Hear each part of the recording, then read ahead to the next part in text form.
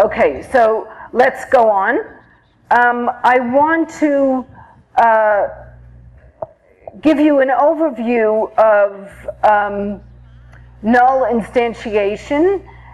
In particular, you can use the following diagnostic test to determine whether or not, to determine what type of null instantiation the sentence might exhibit.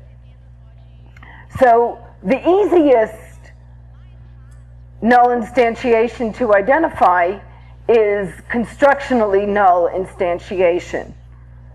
That's true because it's the construction that will license the omission. And we have, among others, the following constructions that are subject to licensing null instantiation. Imperatives, passives, especially agentless passives, and independent gerunds and infinitives. I'm sure there are others, but these are the frequently occurring constructions that license null instantiation. So the first question you ask is, does this sentence exhibit null instantiation licensed by one of these constructions? Okay? If the answer is yes, that's CNI. If it's no, go on to the next question to ask yourself, which is, must you know what the omitted item is in order to understand the sentence? Okay? If the answer is yes, that's definite null instantiation. If the answer is no, then maybe you have indefinite null instantiation. Some of the kind of more simple questions you can ask yourself to determine if it's definite null instantiation are in a sentence like, we won what? Right? That is, from previous context, you should be able to answer the question, we won the championship, we won a prize, we won the competition, right? If you can answer the question, what did we win? Or where did we go? Definite null instantiation.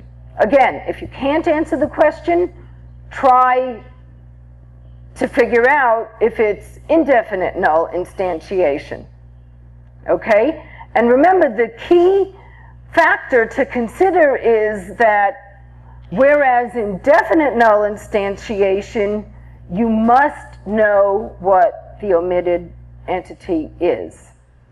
In indefinite null instantiation, although it may have been in the previous discourse, it doesn't have to have been in the previous discourse. So there's always that sort of balance. Is it there? Well, does it just happen to be there? But does it have to be there? Okay? Any questions about that?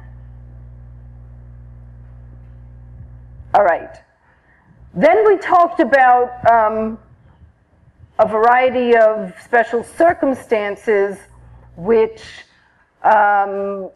allow or require annotation of a target lexical unit to look for frame elements outside the maximal projection of the target. To look for frame elements, I should say, outside the maximal projection of the target. So the different circumstances that we looked at are as follows. Is the target a complement of a control verb? And we're talking about various kinds of control verbs, whether it's subject to object control or subject to subject control, all kinds of control verbs. Is the target a complement of what we call a support verb, such as make a decision, take revenge, give advice? Another circumstance in which we look outside the maximal projection of the target lexical unit for frame elements is when the target is a complement of a control noun. Is the target a sentence modifier or in a sentence modifier, in an expression that is a sentence modifier? Is the target a conjunct? So we illustrated some of these phenomenon with nouns as target LUs, necessarily. Today we're going to look at annotation of event nouns in a more systematic way, much the way we considered verbs as targets for the most part until now.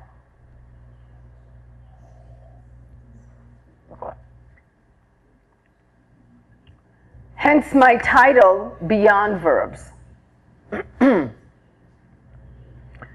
So we're going to go back to the revenge frame, in part because it's a frame with which you should be very familiar by now, because I've used it in our examples for, I think, every day, or at least the last 3 days.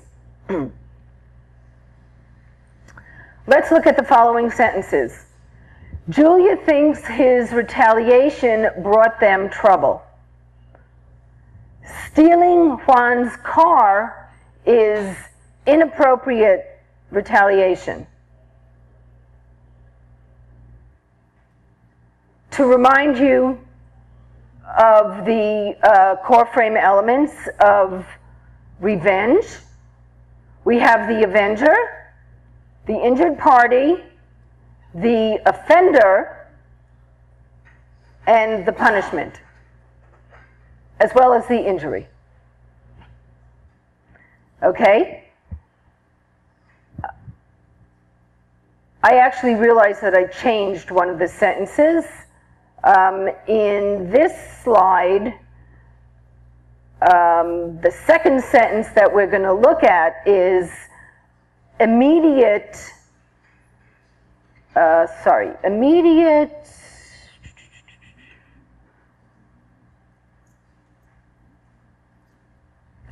revenge might impress that scoundrel. Sorry, I changed sentences and I didn't change it on the previous slide, but of course I'll update the slides that end up being the PDF. Okay, so now let's look at the annotations. His is the avenger.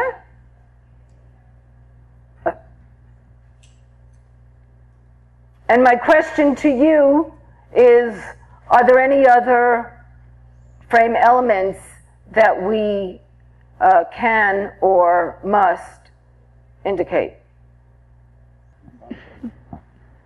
Remember that it's okay to make a mistake. Okay. Yeah. Let me just remind them, okay, of something, right? Yeah. Então, gente, we have to think that there are frame elements that are in the last slide, which are the core elements. não é verdade? Right?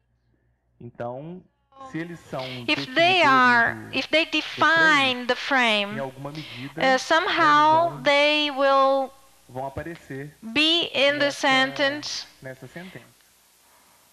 Não necessariamente. not necessarily expressed as material, linguistic material. You okay?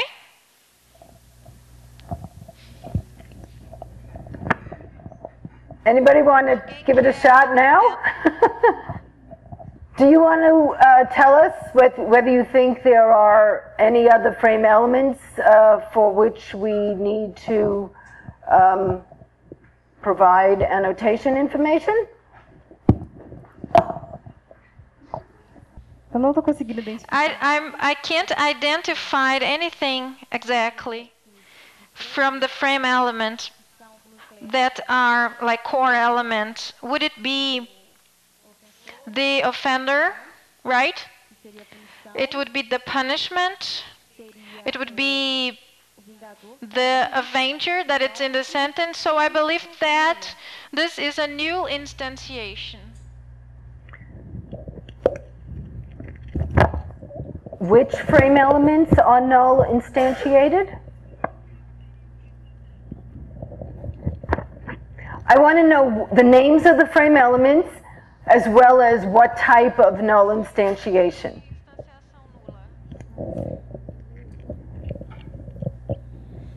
Tem a punição. We have the punishment.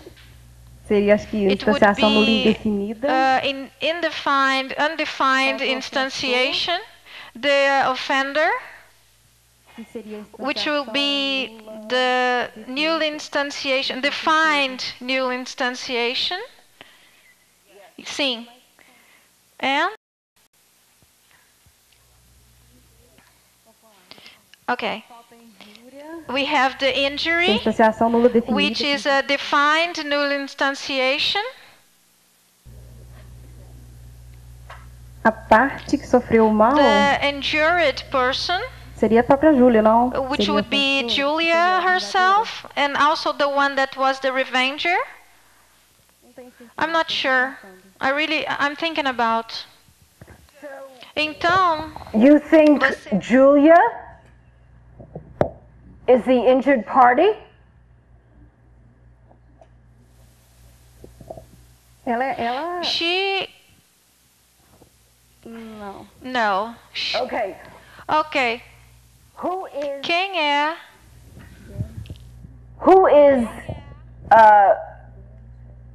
doing the revenge? It's the avenger, right? Uhum. And we've labeled his as the avenger. So it can't be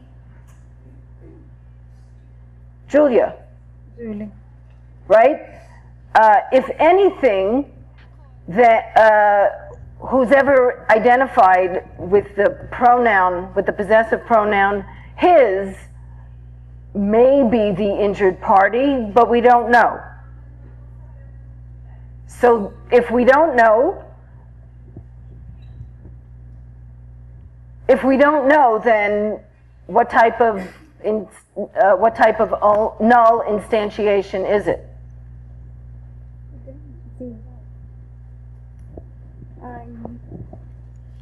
Seria definida. Indefinite, right? Definida. Right. Okay? Does everybody understand that? If there is no linguistic material in the sentence to annotate, then it's likely to be a null instantiation. That's the principle.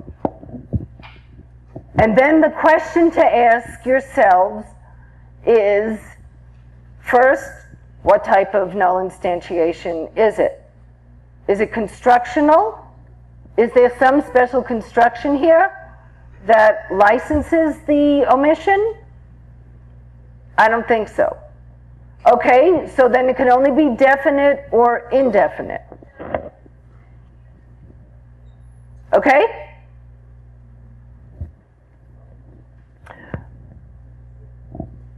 I believe all of you have access to the book. You either have already printed it or can print it online.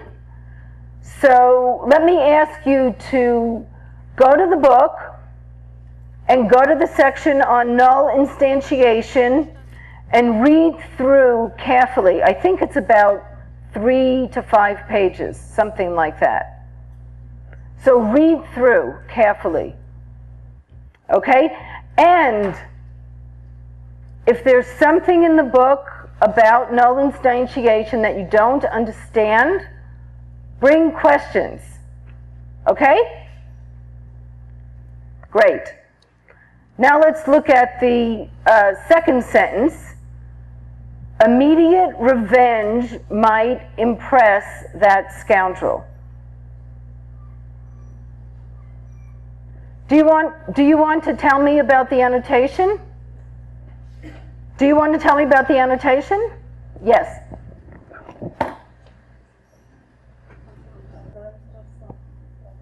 First start by telling us what the target is. Revenge. Okay. What are the frame elements of revenge? A gente tem o Vingador. Nós temos o Vingador. We have the Revenger. O Injured Party. The Injured, a parte que sofreu o dano. O dano. The injury itself. O ofensor. The offender. E a punição.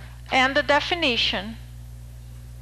And the what? What was and the last what? one? What was the last word? Punishment, the punição. Oh, the punishment. The punishment. Right. Right. Okay, so ask yourself the question, what linguistic material do I see in the sentence to instantiate the core frame elements that you just listed? Você acabou de listar. Que eu queria a tradução da frase de novo. Eu queria a tradução. So, a vingança imediata pode impressionar aquele ladrão. This is the translation. I'm sorry? Me diz. A bad guy. Offender. O ofensor, vou falar em I português. speak in Portuguese now. Okay. Okay. Eu acho que o I believe that the ofensor offender, é esse that scoundrel. the scoundrel, Scoundrel. É o ofensor. is the offender. Agora, But a punição the punishment, não está em instanciação indefinida. it's an indefinite null instantiation.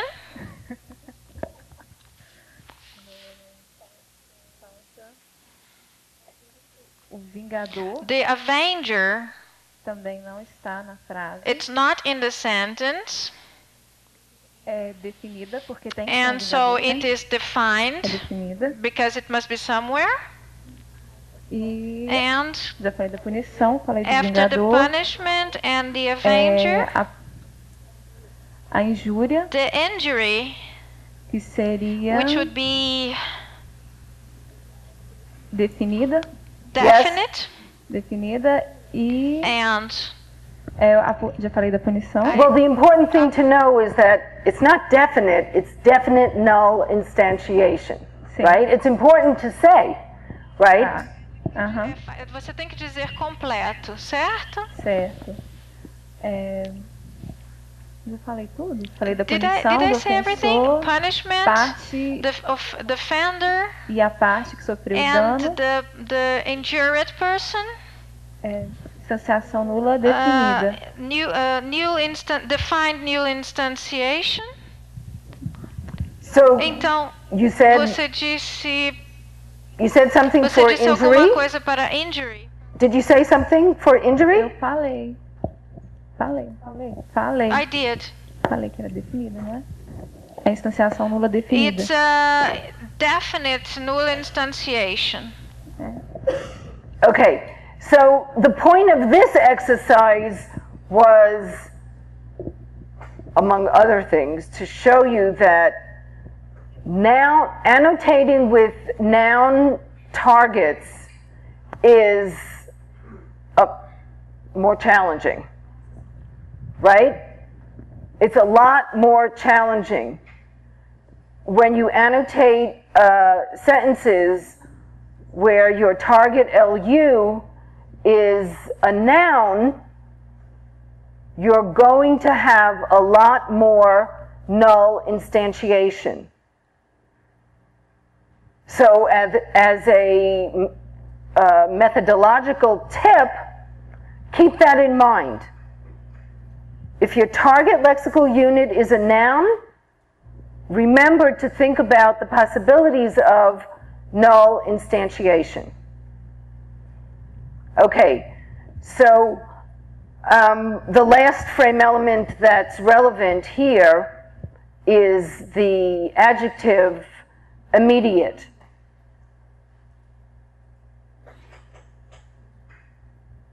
And that's marked in this way, and I want you to realize that it's not a core frame element, but it is there, and it is within the maximal projection of the target noun. Okay? Having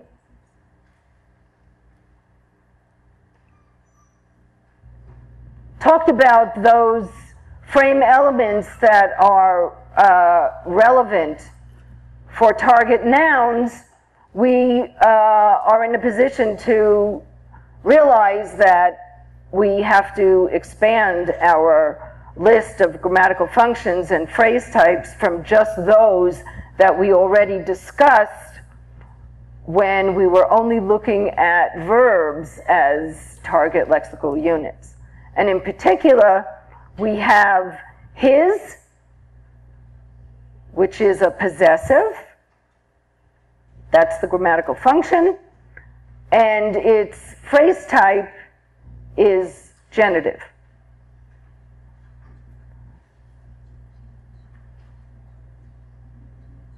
For the adjective immediate as the frame element time for the target noun revenge, again, we've seen the grammatical function dependent on numerous occasions, but we've now added the phrase type adjective.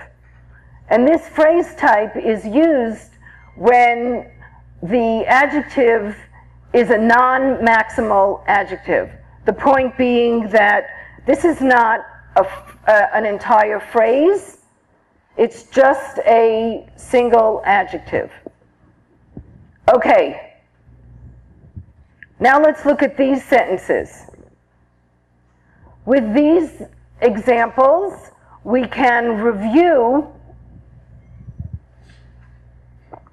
support verb and noun annotation, because after all, it's nouns that could be part of a support verb noun construction. And the question to ask yourself when you look at examples of this sort is, the first question to ask yourself is, what did the person named as the subject in the sentence do, right? So in Dan took revenge for his father's imprisonment, what did Dan do? Did he take something? Or did he revenge? Right, okay? And in the second sentence, what did Dan do? Did he exact something? Or did he revenge something? Okay? Let's look at the annotation.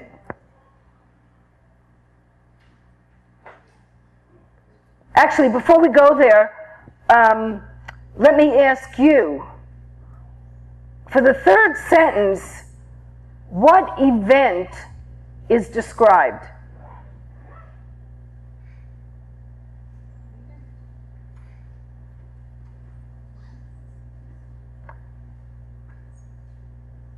What event is described in the third sentence?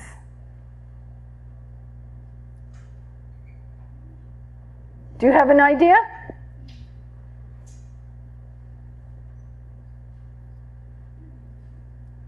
Let me read the sentence to you so you get the translation in Portuguese. That might help. Dan sought revenge for the bad outcome.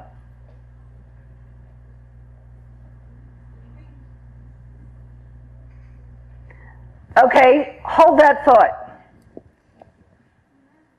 Let's go on to look at the annotations of these sentences. In the first sentence, we know that the event being described is one of revenge, right? We know that Dan is the avenger. For his father's imprisonment is the injured party. And on the second layer, we would have injury being imprisonment. And took revenge is a support verb plus noun construction, right? So sup and n for noun are what we annotate, albeit not on the frame element layer, right? That the lexicographer, FrameNet lexicographer, asks the software for another layer, which has a particular name that's not relevant at the moment. And that's where the lexicographer indicates that this is a support verb plus noun construction. In the second sentence, similarly, Dan is the avenger, exacted revenge is the support verb plus noun construction, which we labeled with sup and n. For his cousin's death is the, actually that's the injury, and the second layer would be injured party. I turned it around by accident.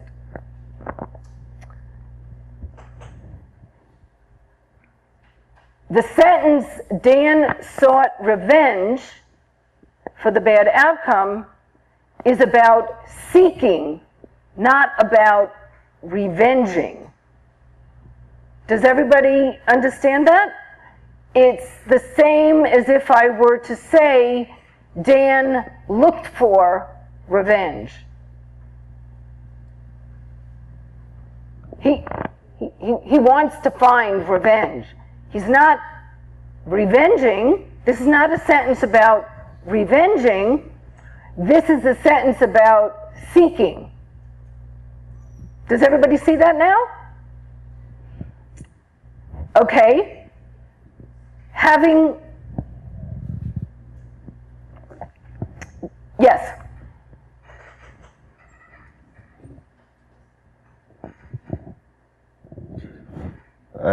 Just a doubt. Okay. For example, John waits for revenge for his act. Someone expects suffer a revenge. So the sentence could be paraphrased as Joe expects revenge. Yes.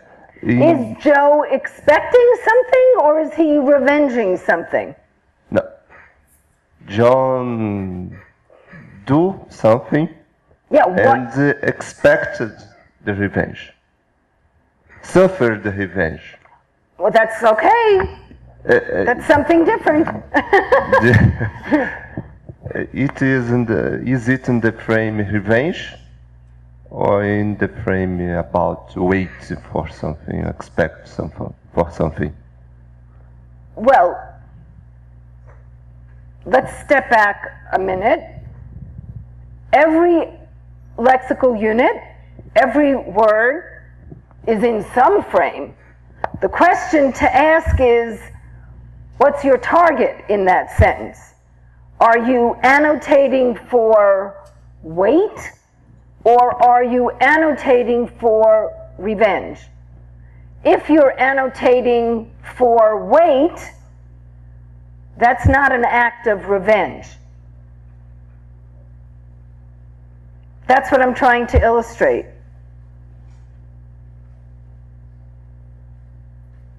Do you see what I'm saying? There's a difference between support verbs, which are essentially semantically empty, and other kinds of verbs that carry meaning. Joe expected revenge is a description of Joe expecting. It's not a description of Joe revenging. Do you see what I'm saying? Okay. And even if, you know, in some larger text, we know that something terrible happened that Joe is responsible for, and we know that someone's going to come along and take revenge, the sentence doesn't, you know, that amount of discourse in the sentence doesn't tell us anything about that, right? Okay, thanks. Okay, great. So I brought this sentence, Dan sought revenge for the bad outcome, to illustrate the difference between support verbs and other kinds of verbs, right? We need to be able to identify the event that's characterized in a sentence given a particular target, right? I'm not saying that there wouldn't be a frame of seeking in which sentences about seeking would be annotated. I'm saying that when you're in the revenge frame annotating an event noun of revenge, seeking has nothing to do with that event. So again, since I don't know Portuguese, I don't know for sure, but I imagine that Portuguese has structures analogous to the support verb noun structure that I've illustrated here. Can someone give me an example of something like that in Portuguese? So we're looking for a support verb noun construction in Portuguese. It doesn't have to be revenge. It could be anything. But give me an example of such a construction. Tell me what the support verb is, and tell me what the noun is. Okay? Does everybody understand the question?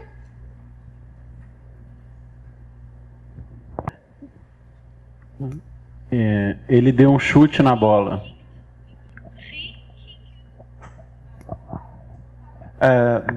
Maybe the translator is trying to correct the structure into English. Right, so but I it wanted would be something like she gave in the past a kick in the ball. Okay? It's give a kick. Ah, perfect. Okay. All right? Right. So what is give a kick in Portuguese? Kick.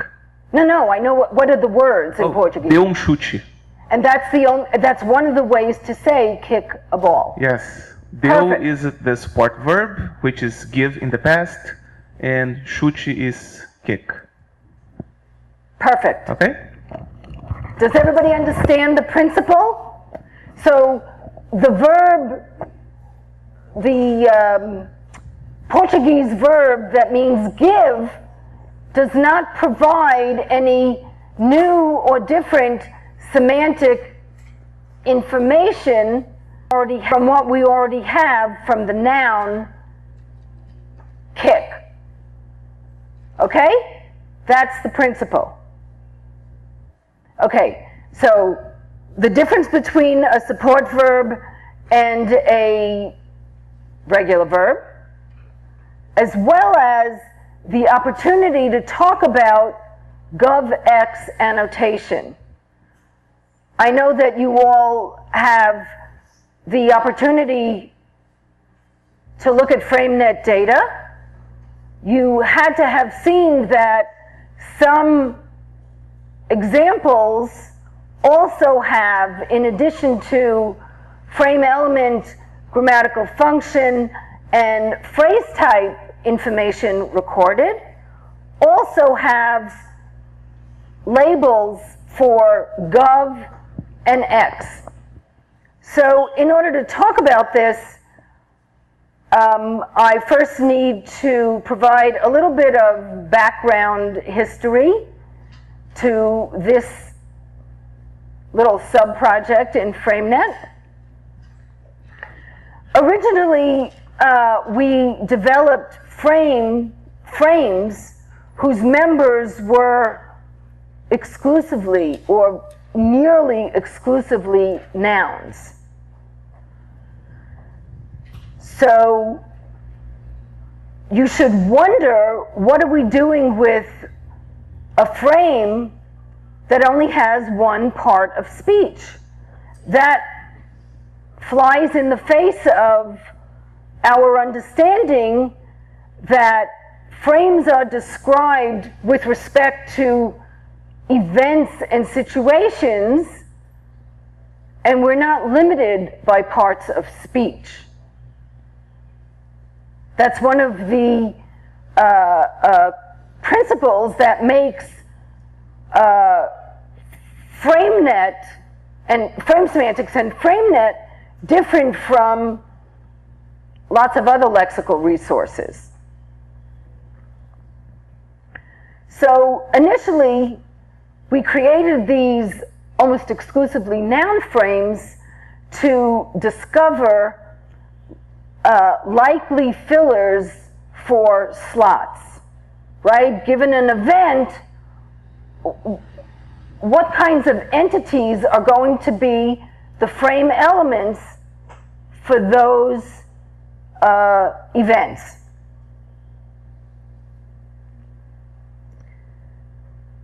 At the time, we said, wait a minute, we're annotating anyway to find out about fillers. As long as we're there, why don't we also include information about likely governors? That is, what are the verbs that are going to collocate with these nouns? With the idea that we could reuse the information once we created an appropriate event frame for those verbs. Hence was born GovX annotation, right? So if and when FrameNet Brazil decides to do GovX annotation, and there may be practical reasons to do it, and there may be practical reasons not to do it. Either way, it's important that you know what that information is when you look at FrameNet data. So the question to start out with is, what are the governors of the target nouns under consideration? Right? What are the verbs in whose arguments the noun target occurs? Or, what are the likely for example, what are the likely governors of a noun like revenge? What verbs collocate with the noun revenge? And here are some examples. Igor considered revenge for being insulted in front of his friend. Right? Remember, we're looking at the noun revenge, And we're asking the question, what are its governors? What are its likely governors? Dan sought revenge for the offense.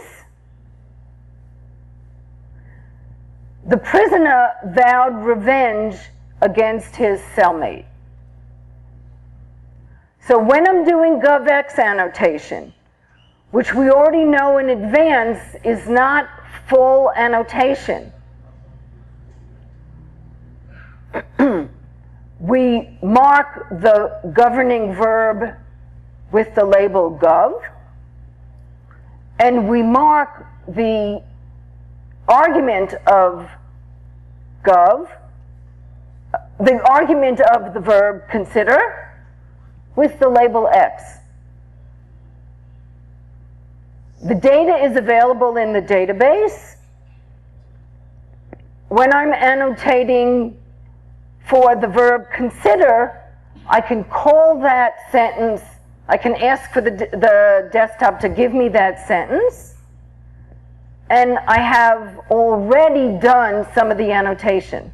I just have to decide what frame element, given the target consider, would I use for the constituent for being insulted in front of his girlfriend. Okay? Does everybody understand the principle here? And remember, this is not full annotation. It's on the way to full annotation, and it also tells us something interesting about governors of nouns. So I'm likely to find seek as a governor, I'm much more likely to find seek as a governor of revenge than, say, like. I like revenge. I mean, there's nothing about the verb like that's sort of inherently asking for a noun, revenge. Does everybody understand that? Okay, I think we'll take a break now.